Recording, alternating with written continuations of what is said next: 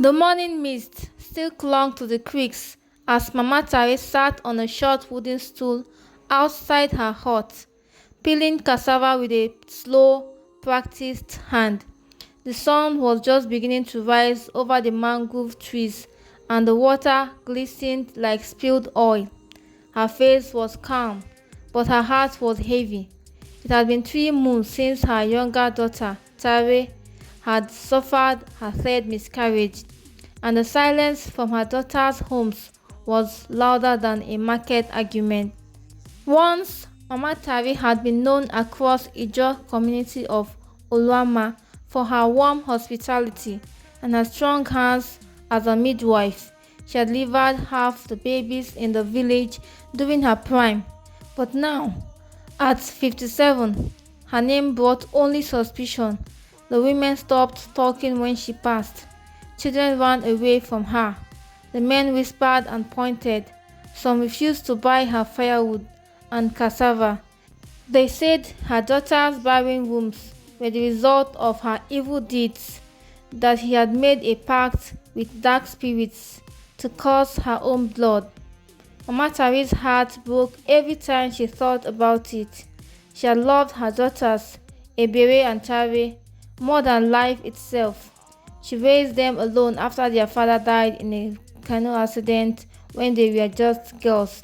She had given everything, sold wrappers to pay for school, pounded garri at night just to keep food on the table. And now they avoided her like she was the plague. The final blow came on a rainy Saturday morning. A messenger boy arrived, panting, and informed her that the village elders had summoned her to the square. She knew, deep in her soul, she knew. The village square was already full. The men of Oluama sat on low stools, their wrappers tied tightly around their waists. The women stood in clusters, their faces tight with fear and judgment. Smoke from cooking fires curled into the air, mixing with tension so thick it could be cut with a machete. Mama Tare walked slowly, shoulders bent, wrapper faded and slippers worn. She looked around, searching for her daughters. She spotted them. Ebere stood beside her husband, head held high, arms crossed. Tare stood beside the village priest, tears in her eyes, but her mouth was firm. "She's the one," the priest declared. "The spirit has revealed it. She's the reason our wombs have failed. The gods are angry with her. She must confess." "I have no such power," Mama Tare said, voice low but steady. "I have never cursed anyone. I only prayed for my children to be happy." "Then why are your own daughters cursed?" a man shouted. "Why do pregnant women in this village keep losing their babies?" Another yelled. Whispers turned into roars. People demanded justice. Some called for her to be banished. Others wanted blood. "I say we burn her." Tare's voice rang out suddenly, sharp and bitter. Gasps echoed. Ebere nodded. "Let the fire cleanse our land."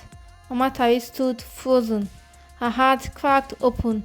Her own daughters, the girls she had nursed, carried on her back, fed with the last spoon of soup. Now they wanted to watch her burn. She was dragged roughly towards the center of the square. Firewood was thrown in a pile. Her wrapper was torn, her arms tied with thick rope.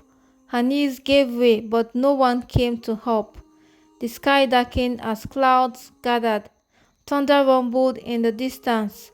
It was as if the heavens themselves were angry. "Stop this nonsense," a sharp voice cut through the air. All heads turned. A young woman stepped into the square, soaked from the rain, holding a bag and fowls. She was not from the village. Her trousers, raincoat, and boldness revealed her origin, city blood. Her name was Dr. Amaka, a public health worker assigned to Oluama for a 6-month outreach. "You are about to kill an innocent woman based on superstition," she shouted. The chief frowned. "And what do you know, city girl?" I've been here for 2 months now, taking water samples, examining the clinics, reviewing the cases of the miscarriages. What you think is the cause is a medical issue. She held up a printed chart. There's bacteria in your water, dangerous levels. It affects pregnant women the most. That's why they've been losing babies. Gasps spread through the crowd. Your river, your wells, they are infected. The infections cause early labor, miscarriages, and infertility. And you blame this woman? The elders muttered amongst themselves. Someone untied Mama Tari slowly. Ebere and Tari said, stunned. The flames that were meant for her had been stopped, just in time. That evening, Mama Tari sat alone by the riverside. The water whispered, like it always had. She watched her reflection but didn't recognize the woman in it anymore. Footsteps approached. It was Tari. Her eyes were red and swollen. Mama, she whispered. Mama Tari didn't turn. I was afraid. I didn't know what else to believe. And you believed I was a witch? Mama Tari said, your own mother. Tari knelt beside her, sobbing. Forgive me, Mama. But silence hung heavy. Mama Tari stood up and looked at the moon rising above the trees. I gave you life. I protected you with everything I had. And in return, you offered me to the fire. Tari couldn't speak. Mama Tari turned and walked slowly to her canoe. She didn't look back. The paddle dipped into the water, cutting through her past, guiding her to the unknown. Mama Tari paddled deep into the creek, away from the voices, the betrayers, and the stink of the burning stake that never caught fire. The water was calm, unlike the turmoil inside her heart. She passed familiar fishing spots, places where her late husband once cast nets while singing Ijaw folk songs, places where she had taught her daughters how to swim. All those memories now felt like sharp fish bones stuck in her throat.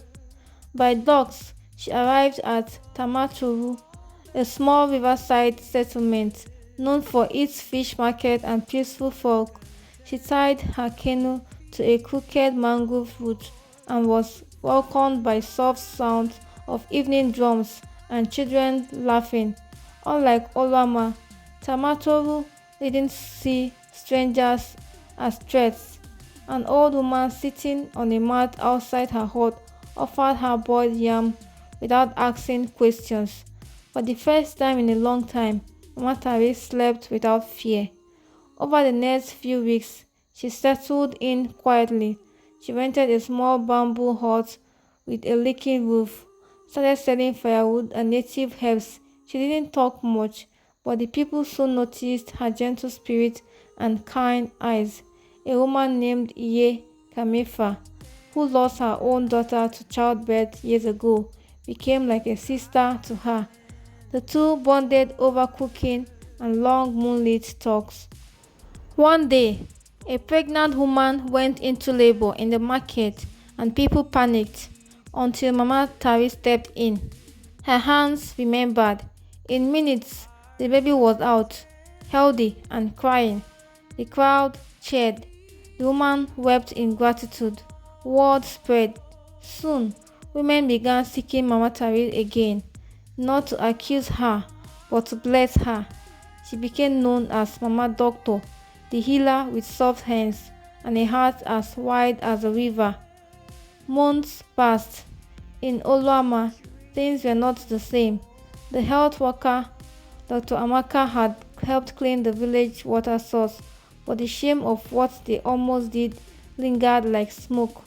The women whispered about the day they nearly burned the woman who once helped deliver their children. The elders refused to speak of it, but the guilt never left. Tare and Ebere were the most tormented.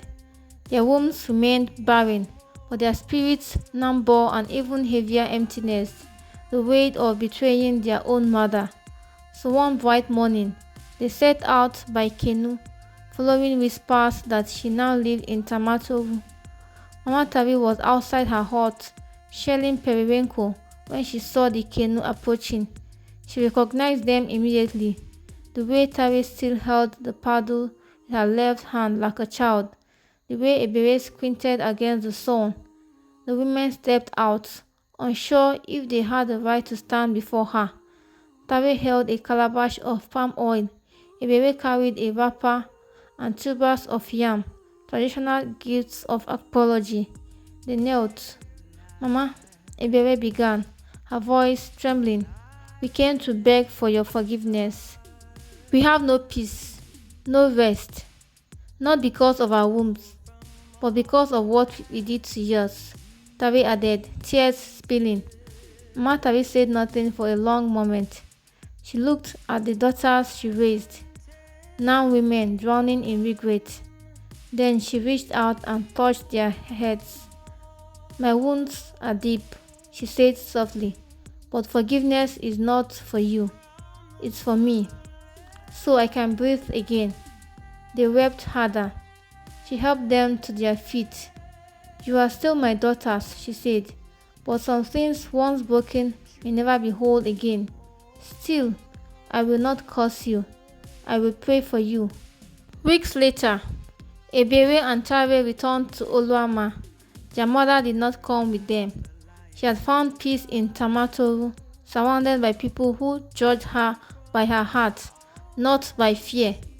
Back in the village, the story of Mama Tabi became a lesson passed from lips to ears. How fear and superstition almost stole a mother from her daughters. How truth came not from a priest, but from science. And how love, though scarred, could still find its voice. And in Tamatoru, Mama Tabi's legacy grew, not just as a healer, but as a woman who walked through fire without being burned.